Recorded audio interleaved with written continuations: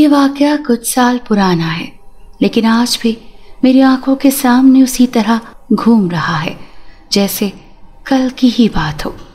हम उस वक्त मैट्रिक में होते थे। मेरी उम्र 16 साल थी और हम लोग अपने दादा दादी से मिलने के लिए गांव गए हुए थे। ये गांव शहर से काफ़ी कटा हुआ था। यहाँ पर बिजली भी नहीं थी। रात हुई तो मैंने सोचा कि अब क्या करेंगे, तो दादी ने कहा कि सब आग के पास बैठेंगे और एक दूसरे से बातें करेंगे। दादा ने एक कहानी सुनाई। दादा ने कहा कि यहाँ पर एक कब्रिस्तान है जिसका वापसी का रास्ता बहुत ज़्यादा सुनसान है। उस रास्ते पर अक्सर लोगों ने एक औरत को देखा है जो लाल रंग के कपड़े पहनकर चांदनी रात में निकलती है। उसने बहुत सारे जेवर भी पहने होते हैं। कहते हैं कि वो एक बहुत ज़्यादा खूबसूरत लड़की थी, लेकिन उसकी शादी वाले दिन ही उसका दूल्हा मर गया और उसने खुदकुशी कर ली। और अब वो रात को पहाड़ पर बैठकर वहाँ से गुजरने वाले लोगों का रास्ता रोकती है और फिर उनको जान से मार देती है। वो उस लड़की की रूह है। सब उसे पिच्छल पहरी कहते हैं। सुना है कि उसके पाँव उल्टे हैं। मेरे दादा बोल रहे थे और सारे डर रहे थे, जबकि मुझे ये कहानी निहायत ही बोरिंग लग रही थी। एक दफ़ा दादा ने कहा कि मैं भी वहाँ से गुजरा था जब मैंने उसको पहाड़ के ऊपर बैठे हुए देखा था। उसके लंबे लंबे बाल पाँव तक जाते थे। उसकी मुस्कुराहट बहुत खूबसूरत थी, लेकिन उसकी मुस्कुराहट प्यारी नहीं है। उसे देखकर खौफ आता है।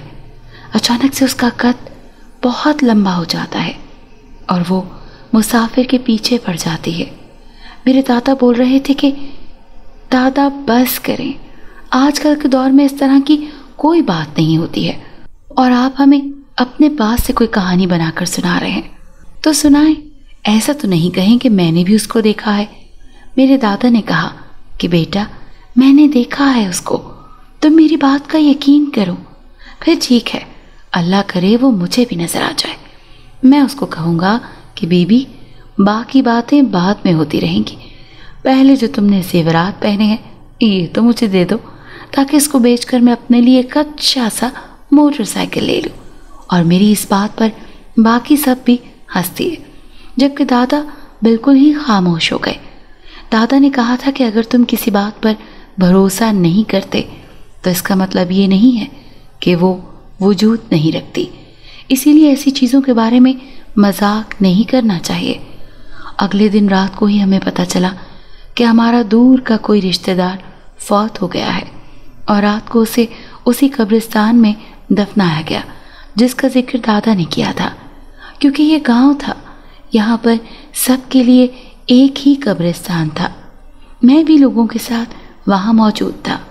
मुझे रोना तो किसी बात पर नहीं आ रहा था, लेकिन अपने चेहरे पर संजीदा तासुरात सजाए मैं वहीं पर मौजूद था। लेकिन पता नहीं वो लोग क्या कर रहे थे कि बहुत ज़्यादा वक्त लग रहा था। मैंने सोचा मैं घर जा रहा हूँ। वैसे भी मेरा कौन सा कोई करीबी रिश्तेदार था। मैंने अपने कानों में फ़ोन से गाने लगाए थे और उसी वापसी के रास्ते से चलता जा रहा था। आज भी चांद बहुत अरसे बाद निकला था।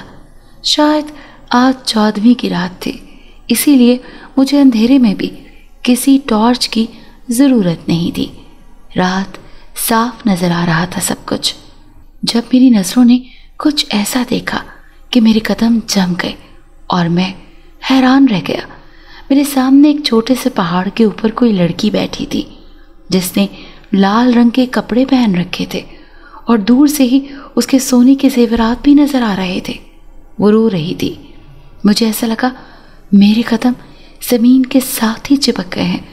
मैं मुश्किल से अपने कदमों को घसीटने के अंदाज में वहाँ से जाने लगा जब वो लड़की अचानक मेरे सामने आ गई।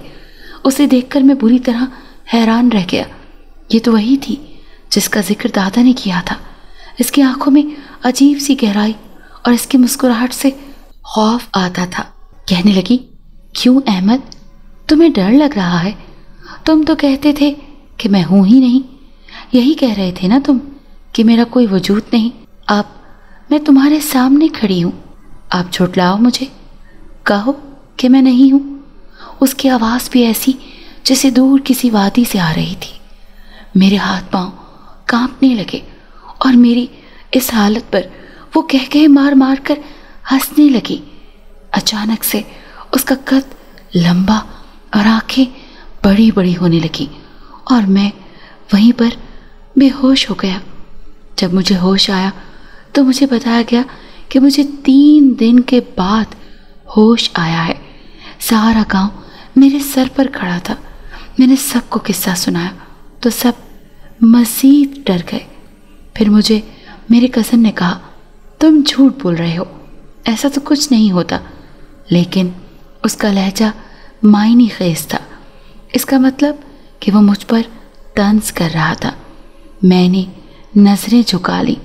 मेरे दादा ने कहा कि ऐसी चीज़ें हमेशा उन लोगों के पीछे आती हैं जो इन पर यकीन नहीं करते। तुम शुक्र करो कि तुम्हारी ज़िंदगी बच गई, वरना आज तुम इस दुनिया में ना होते। क्योंकि आज तक जिसने भी उसको देखा है वो जिंदा बचा ही नहीं। ऐसे सिर्फ 2 लोग हैं, एक जो तुम्हारे सामने खड़ा है और एक तुम हो जो मेरे सामने बैठे हो।